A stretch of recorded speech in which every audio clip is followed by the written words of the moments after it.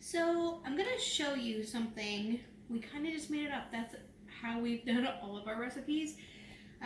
Like I said in some other videos, there were some rough times, so we just made do with what we could afford, or what was on sale, or what we had on hand. So mainly they're not recipes, they're pieces of recipes that I've learned over the years, and I've just taken them and adapted them to what ingredients we have. So, what did apple pie filling. I went into the store, there was a lady there, she had her 3 children she was wrestling with, and I was trying to help her, and I was like, I'll just sneak and get the apple pie. Yeah, then I got caramel apple. We've never had caramel apple, but I don't want to waste it, and I obviously wasn't taking it back. So we're going to make kind of a dessert with it. We're going to use these cute little dishes. I have buttered them, and they both have been sugared. I'm not going to use a crust because I didn't want to make a crust, so that's where we decide what part of recipes that we're using. So we're going to put about half of these. You can actually take these out and cut them into little pieces. That's probably what I would have normally done, but I did not look in the jar. So you're just going to roughly make sure they look about the same, because you want them to cook about the same. You don't want one done before the other. You don't want one burning, one underdone. You always want to make sure they are kind of on the same path. And you have to kind of look, because if you look at this one, it has a stem. So we're just going to pull that back here for now. Somebody will clean that up and eat it. Or they'll lick the juice. That's actually pretty good. So in this bowl, I have a half a cup of flour, a half a cup of brown sugar, and 3 tablespoons of butter. This is a pastry blender. Basically, all you're going to do is mix all of these things together, and then you're going to continue to cut this butter until you get nice pea sizes.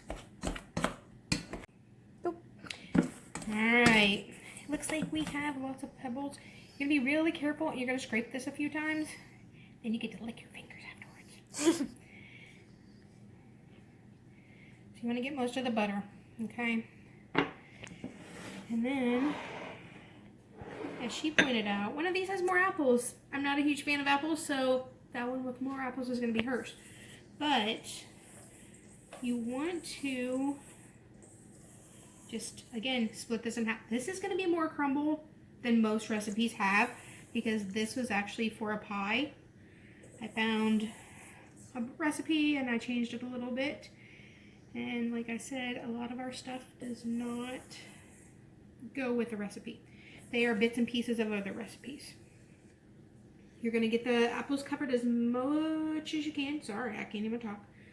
Let's throw that on here. We are going to throw these in a 375-degree oven.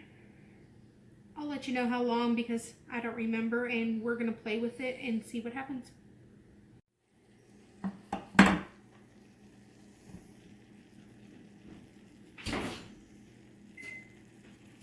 Aren't they pretty? So this is what we did. I don't put anything in the oven at the time that a recipe calls for. I always take 5 or 10 minutes off, because you don't want to overbake things, and you want to make sure that you're in control of the temperature and the heat. So the recipe actually called for 25 minutes, but there's a lot of variables. We don't have a bottom crust. Today it's a little warmer than it was yesterday. We have a humidifier running, but the other day it was very dry. All of those affect how things bake and how they rise and how all of the leaveners work. So we start at 15 minutes. We added 5. We're like, oh, we're kind of brown, but we're kind of hungry. And I was like, no, we need to go 5 more minutes. So she was like, fine. And so now we are at the 25 minutes. And as you see, they are bubbly around the outside. Even pulling them out, they are still bubbly. And they are nice and golden brown. So these are going to cool for a little while, or we're going to burn our tongues. That's probably what's going to happen. But they look delicious. And we've never had the caramel apples before, but we tasted a little bit of the syrup, and we're like, these are really good. They're just a little bit sweeter. So I'm really excited about these. Please take the time to use what's in your pantry.